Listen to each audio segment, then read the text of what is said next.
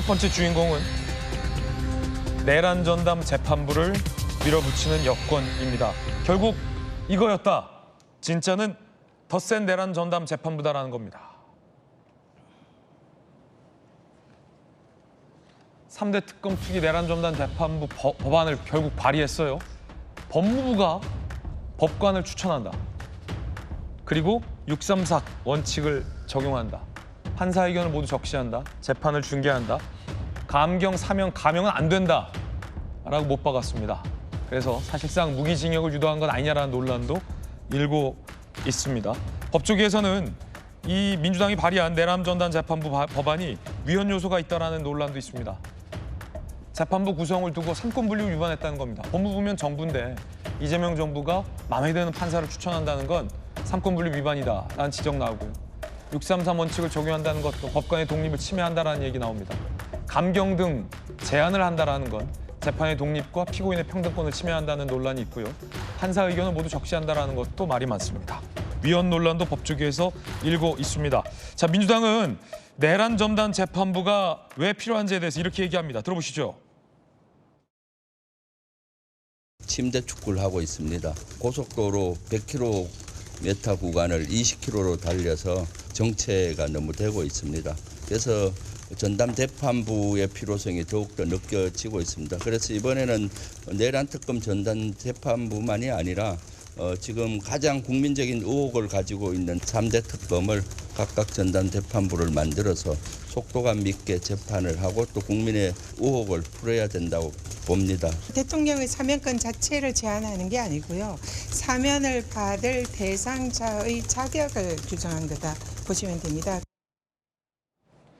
하지만 헌법학자들 사이에서는 위헌이다라는 비판이 나옵니다. 들어보시죠.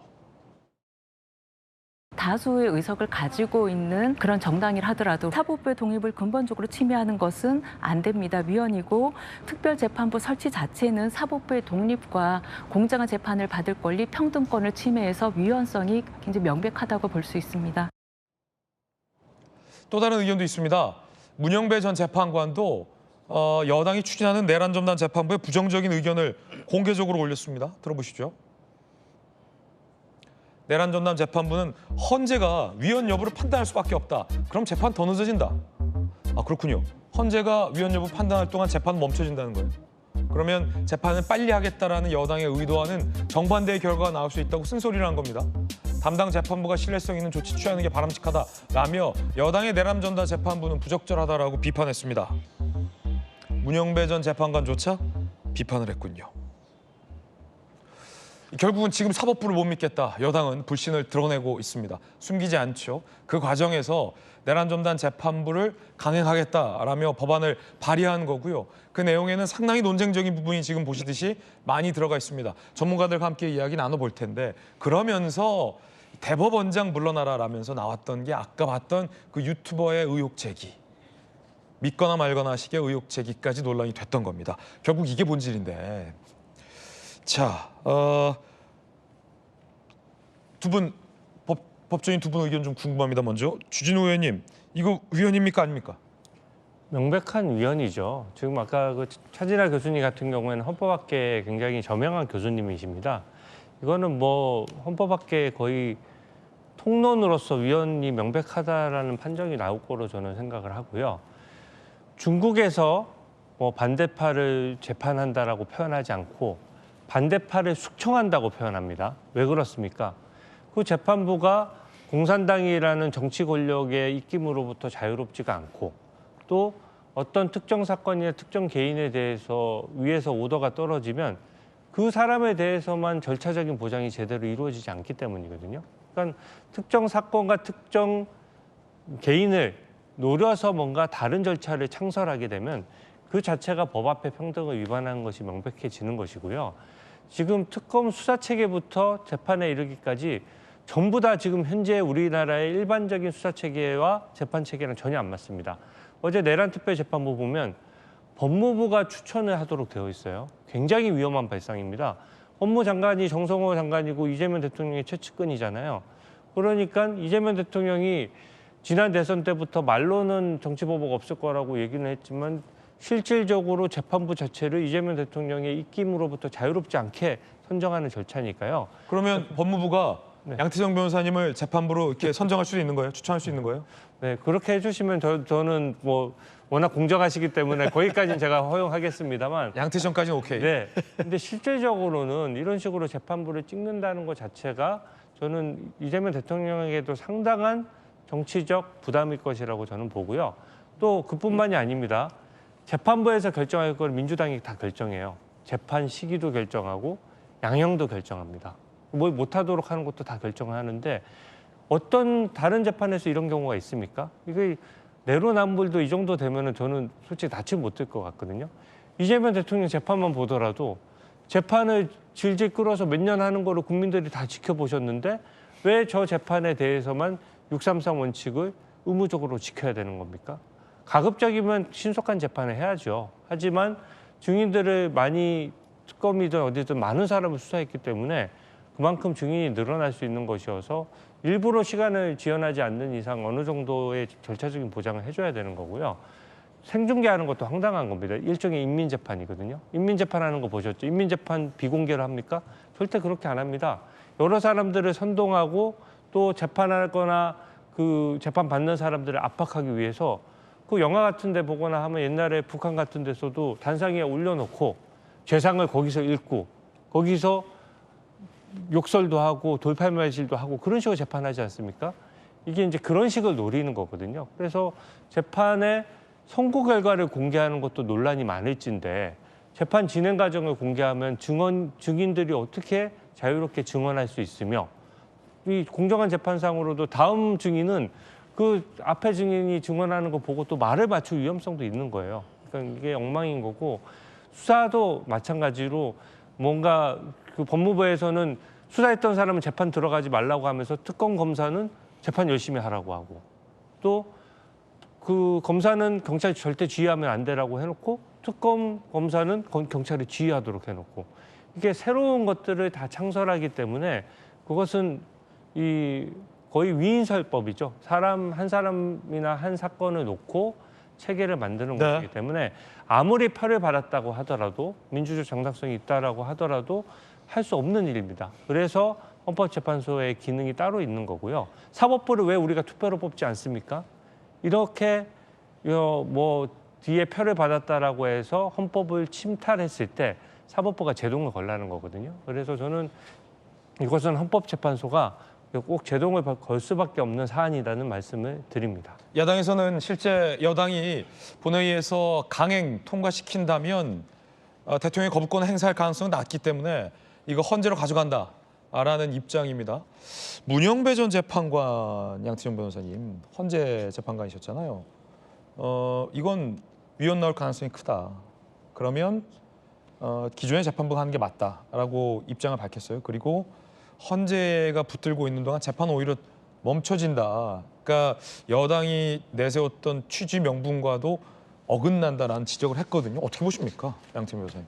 우선 문영배 헌법재판소장 권한대행이 이제 위헌 날 여지가 높다라고 얘기한 건 아니고 이제 헌법재판소로 가게 될 경우에 이제 지연될 가능성이 있다는 점을 뭐 그냥 원론적인 얘기라고 생각을 하고요. 사실 그거에 앞서서 또 지금 사법부, 그러니까 지금 내란 재판 맡고 있는 그 재판부가 좀 더 신뢰를 줄 수 있는 행동을 해야 된다라는 점을 꼬집었어요. 그러니까 사실 그런 면에서는 그러니까 지금 재판이 정상적이지 않다는 점은 이제 지적을 한 걸로 보이고요. 사실 저는 이번에 어제 발의된 내란 전단 재판부, 그러니까 정확히 말하면 이제 3대 특검 관련된 그 3대 전단 재판부에 대해서는 위헌 여지는 사실 거의 해소됐다고 생각을 하는 게 우선 이제 뭐 가장 크게 말이 나오는 게 이제 그 9명 추천위원 중에서 이제 법무부가 추천하는 자를 넣은 것이 1명이 들어갔다는 건데 근데 이거는 이미 그거보다 더 이런 전단 재판부가 아닌 대법관을 추천하기 위한 대법관 추천위원회 이제 법원조직법 41조에 2에 규정되어 있는데 그 대법관 후보 추천위원회 중에 1명이 법무부 장관으로 이미 들어가 있습니다. 그렇기 때문에 만약에 이게 위헌이라고 한다고 하면 그 법원조직법도 다 위헌이 돼야 되는 거죠. 대법관 추천에 왜 법무부의 입김이 들어가냐, 행정부의 입김이 들어가는 것과 같은 비판이지만 그거에 대해서는 비판이나 위헌 얘기는 나오지 않았기 때문에 네. 사실상 오히려 전 법무부 1명이 들어간 게 이제 우리 균형을 잡을 수 있는 거다. 어쨌든 공소를 제기하고 이제 특검이 하고는 있지만 어쨌든 이제 곧 검찰이나 이제 곧 만들어질 수 있는 이제 공소청을 지휘감 역할이 이제 법무부에 이제 어느 정도 의견이 반영될 점에서는 나쁘지 않다고 보이고요. 오히려 그러니까 지금 외부위원도 아닌 이제 뭐 그 법관의 4명 그리고 변호사 단체 4명으로 했기 때문에 오히려 정치적인 입김은 다 차단이 됐다고 보입니다. 네. 그래서 위헌 여지는 그 부분에 대한 위헌 여지는 없다고 보이고 그 외에 문제가 되고 있는 633이나 이거는 뭐 이미 공직선거법에도 있는 내용이고 사면 부분도 이 사면권 같은 거를 무제한제로 하는 게 아니라 헌법에 이미 법률로서 규정되어 있기 때문에 저는 헌법에 딱 부합해서 위헌 여지를 아예 차단하기 위한 그런 법안이 아닌가 이렇게 생각을 합니다. 예. 자, 그러자 국민의힘 판사 출신 나경원 의원이 김민석 총리에게 입장을 바꿔놓고 질문을 했습니다. 이재명 전담 재판부를 설치할 때 정권이 바뀌어서 보수 성향의 판사로 하면 동의하겠냐라고 물은 겁니다. 김민석 총리 뭐라고 답변했을까요? 내란 재판부가 왜 위헌이냐? 어느 특정 판사에 배당된 것을 임의로 배당을 바꾼다는 것은 무작위 배당 원칙에 반하는 것이고 결국은 재판의 공정성의 신뢰를 훼손하는 겁니다. 이재명 대통령 재판이 5개가 지금 있습니다. 그거를 보수 성향 3명 판사해서 이재명 특별재판부 만들면 동의하시겠습니까? 동의 못하시죠? 아니, 내란 답변을 하려고 하고 재판부 있는데 역시 그렇게 말씀하시면 위헌입니다. 답변 드릴까요? 이재명 대통령의 재판은 헌법과 법률에 의해서 중단되어 있는 상태입니다. 그것을 가지고 무슨 특별재판부 이런 식으로 갑자기 연결해서 말씀하시는 것은 전혀 적절한 예 같지 않습니다. 헌법 또 동일한 예를 든 겁니다. 만약에 언젠가 재개돼야 할 이재명 대통령의 재판과 관련해서 야당에게 지금 그런 힘은 없지만 의석수가 워낙 적이라. 근데 또 다음 총선에서 어떻게 될지 모르잖아요. 그래서 이재명 대통령 전담 재판부를 만들겠다라고 법안 발의하고 그리고 똑같이 보수 성향의 판사들을 더 많이 임명할 수 있게 한다면 동의하겠느냐라는 질문을 지금 나경원 의원이 한 거예요. 박지원 의원님 어떻게 보십니까? 일단 나경원 의원님 요즘 심경이 안 좋으신 것 같아요. 막 이렇게 너무 화를 내시면서 하시는데 예, 판사 떨어졌잖아요. 그것도 있으시고 뭐 또 패스트트랙에 네. 무슨 구형도 받고 그러셔서 그런데 사실은 직위원 판사에 대한 문제가 있어요. 무작위로 지금 그 배정을 했는데 나중에 알고 보니 직위원 판사가 공정성이나 독립성이나 중립성을 제대로 못할 것 같다. 그래서 이런 문제가 생기는 거 아니겠어요? 그래서 그런 것들에 대한 것도 우리가 봐야 된다 이렇게 하고 또 아까 이런 문제에 보면은 대한변협하고 판사 전체회의에서 4명씩 하고 법무부에서 1명을 배정을 해요. 또 제 생각 민주당이 유리하게 했다면 왜 민변은 안 넣었지? 이렇게 생각할 수도 있잖아요. 그러니까 어떻게 보더라도 결국은 민주당에서는 그 두 부분에 대한 것들은 공정할 거 이런 원칙을 가지고 했기 때문에 이것이 뭐 위헌이다 아니다는 가봐야 되고요. 특히 중요한 거는 저런 법을 제출할 때는 법사에서 하거나 또는 특위에서 하거나 아니면 정책위에서 하거든요.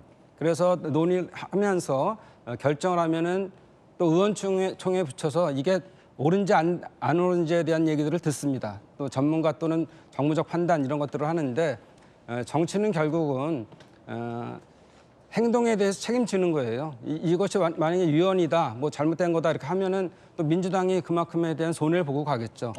그렇지만 이 적절한 시기에 적절한 걸 해야 된다는 관점에서 이거는 이렇게 밀고 가는 거라 이렇게 말씀드릴 수 있습니다. 김구식 교수님. 저는 지금 이 모든 사단이 지금 박정희 의원께서 말씀하시고 또 민주당의 강성 지지층의 저는 정서도 그거라고 보는데 딱 2가지예요. 조이대 못 믿겠다. 이유는 딱 하나죠. 대선 직전에 유죄 취지 파기환송했기 때문에 못 믿겠다 이거거든요. 그다음에 이거 내란 전담 재판부를 짓게 위헌 소지가 있음에도 불구하고 밀어붙이는 거 딱 하나죠. 직위원도 못 믿겠다 이거예요. 너 구속 취소시켜줬잖아. 윤석열 구속 취소시켜준 사람이잖아. 이거거든요. 저는 이런 식의 그 두 사람 개인에 대한 인간적인 정치적인 보복이나 안갚음으로 이렇게 주장을 할 거면 절차를 따르시면 됩니다. 2가지가 있죠. 조희대 대법원장하고 직위원 판사를 탄핵을 하시면 돼요. 아, 탄핵하라. 탄핵하면 되죠. 법적 절차가 있잖아요. 헌법상. 야당이 야당이 아니죠. 그 여당이 2명을 콕 찍어서 직무상 헌법과 법률을 명백히 위반했다는 이유로 탄핵을 하세요. 그리고 두 사람 끌어낼 수 있잖아요. 근데 무슨 가짜뉴스 가져와서 사퇴해라, 직위원도 못 만드니까 전담 재판 이런 식으로 논란을 키우지 말고 그 사람이 마음에 안 들면 탄핵하면 되고 잘못한 게 그 있으면. 말이 있으면 탄핵 유인이 안 될 것이기 때문에 이런 거다. 당연하죠. 탄핵하면 창피할까 봐 저렇게 정치 공세하는 거고. 두 번째는요. 직위원 재판부를 못 믿겠다고 지금 저렇게 새로 바꾸겠다는 건데 지금 1심의 시작도 못하고 있는 상황 아닙니까? 이게 몇 년이 갈지도 모르는 거 아니에요? 그러니까 김병주 최고가 나와서 빨리 하려고 지금 국회가 법률을 밀어붙여서 전담 재판을 만들겠다는 건데 저게 말이 안 되는 게 지금 이재명 대통령이 대통령 되기 전에 당대표 시절에 받았던 재판이 얼마나 길게 끌고 있습니까? 그리고 공직선거법 하나만 가지고도 2년 2개월이 끌어서 국민들이 대통령 선거라는 그 굉장히 중차대한 선택을 앞두고 이게 유죄인지 무죄인지 확인해 주려고 전원합의체 붙여가지고 유죄 취지 파기환송한 것에 대해서는 왜 이렇게 서두르냐고 지금 그때 화낸 거 아니에요? 예. 이제 서두르자는 거 아닙니까? 그럼 자기들한테 불리한 건 서둘렀다고 조희대 대법원장을 촉구내자는 거고 지금 자기들한테 유리한 내란 프레임이니까 빨리 하라고 지금 법으로 만들겠다는 거 아닙니까? 이게 말입니까? 막걸리입니까? 제발 동일한 잣대를 가지고 정치적인 일관성을 가졌으면 좋겠다. 그리고 마음에 안 들면 직위원 판사가 1심 내놓는 걸 보고 하면 되는 거 아닙니까? 1심 판결 놓으면 그다음 우리나라는 민주주의 국가지가 사법 시스템 2심 올리면 되고 3심 또 있잖아요. 그리고 정 마음에 안 들면 또 하나 있어요. 두 분 법조인 계시지만 재판부 기피 신청하세요. 재판부 기피 신청하면 되잖아요. 직위원 못 믿겠으면 왜 저런 식을 합니까? 왜 이런 말도 안 되는 논란거리를 민주당이 만들어내는지. 그러니까 우리 국민의힘이 자꾸 장애투쟁한다고 그러잖아요. 제발 좀 정치를 그렇게 하지 맙시다. 장애투쟁하기 싫은 우리 김민식 교수님의 하기 싫은 게 아니라 빌미를 주지 말라는 의미를 거예요. 주지 말라. 그렇죠. 양쪽 의견 전해드렸습니다.